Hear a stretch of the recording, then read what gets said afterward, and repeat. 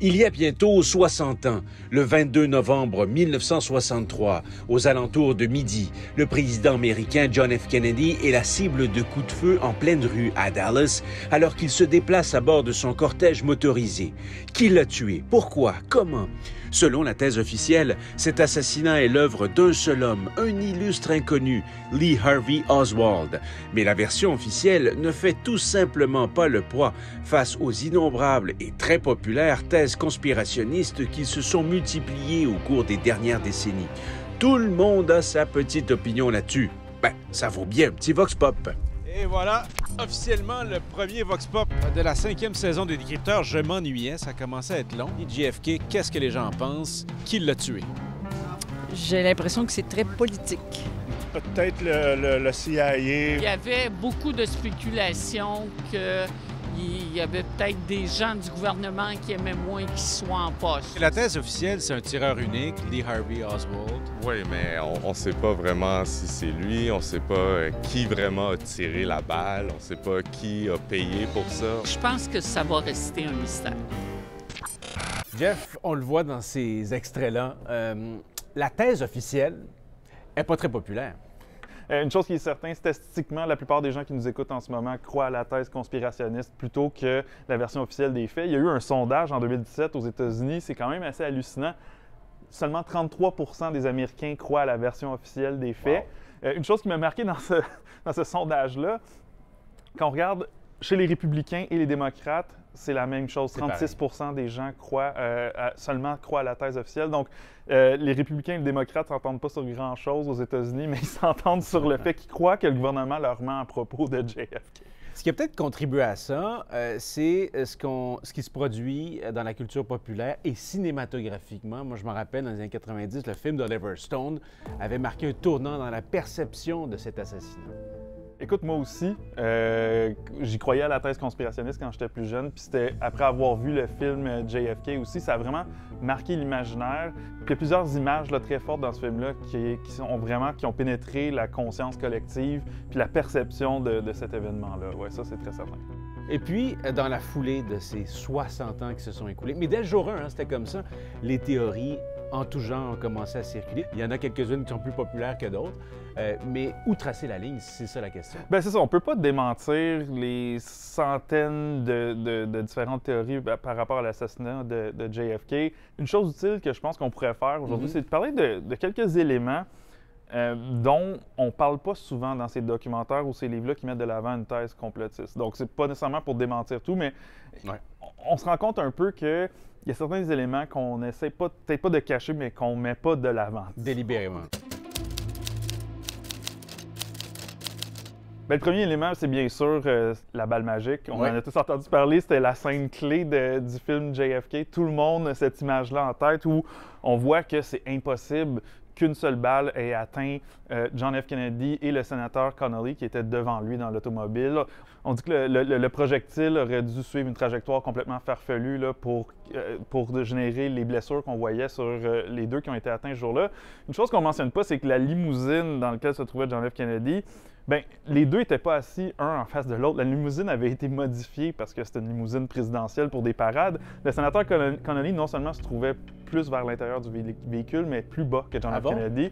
Et quand on met le sénateur Connolly dans la bonne position, selon ce documentaire-là de ABC News qui a été produit il y a 20 ans, en 2003, on voit que les blessures s'alignent. Donc, c'est pas si farfelu que ça qu'une balle ait pu suivre une trajectoire pour atteindre les deux personnes. La modélisation 3D de ABC News montre que si on trace une ligne avec toutes les blessures dans les deux personnes qui ont été atteintes ce jour-là, la ligne mène directement vers le 4e étage du bâtiment où se trouvait Lee Harvey Oswald, où on allègue qu'il a tiré sa carabine. Donc, disons que c'est pas vraiment l'image qu'on en voit souvent dans des documentaires conspirationnistes. Autre élément sur lequel tu veux attirer notre attention, Jeff, et là, ça nous renvoie à un des rapports produits par une des deux commissions là, sur cette affaire. Bien, une chose qu'on ne parle pas souvent dans ces documentaires ou ces livres-là, c'est Lee Harvey Oswald lui-même, le personnage. Donc, on ne peut pas rentrer dans toute sa psychologie, mais disons que Aujourd'hui, on dirait qu'il y avait le profil type d'un tireur de masse. Donc, un jeune homme qui est un peu perdu dans la vie, qui a des idées extrêmes. Donc, il essayait souvent d'aller chercher l'attention. Il apparaissait, par exemple, à la radio ou à la télévision pour débattre du marxisme, des choses comme ça. Une chose qu'on mentionne presque jamais, c'est que Lee Harvey Oswald avait déjà tenté d'assassiner un officiel américain quelques mois avant l'assassinat de JFK. Un officiel de l'armée, là. Oui, il avait tenté d'assassiner un général américain, Edwin Walker. La carabine qu'il a utilisée pour tirer John F. Kennedy, il l'a utilisée pour tirer une balle dans la maison de Edwin Walker en avril 1963, donc 7 mois avant l'assassinat de JFK. Donc ça ne sort pas de nulle part dans le cas de Lee Harvey Oswald. Il avait déjà tenté de mener un assassinat politique. Et Jeff, restons sur le cas de Lee Harvey Oswald, qui est après tout au cœur de la thèse officielle. Il y a un autre élément qu'on doit retenir absolument. Bien, moi, ce que je trouve intéressant, puis que je vois vraiment pas souvent mentionné dans ces documentaires ou ces livres-là, c'est que la police de Dallas, qui menait l'enquête sur l'assassinat de John F. Kennedy, ont accusé Lee Harvey Oswald le soir même. Déjà, à 23h30, le jour de l'assassinat, la police de Dallas jugeait déjà posséder assez de preuves pour pouvoir accuser Lee Harvey Oswald du meurtre. Donc, c'était assez rapide, là. Pour la police de Dallas, c'était évident. La preuve était absolument accablante. Et oui, ça, c'est une chose qu'on ne mentionne pas aussi. L'enquête originale avait été menée non pas par le FBI, qu'on accuse souvent de faire partie de la magouille pour faussement accuser Lee Harvey Oswald du meurtre, c'est la police de Dallas. Donc, si on juge que tout ça est une mise en scène, mais là, c'est pas juste le FBI qui était dans le coup, il y a toute la police de Dallas, tous les enquêteurs, les avocats qui allaient présenter ce cas-là devant le juge pour porter des accusations formelles contre Lee Harvey Oswald. Donc, disons que le nombre de personnes qui devraient faire partie du complot augmente énormément. Oui, c'est ça. Qui rend la chose moins plausible, certainement.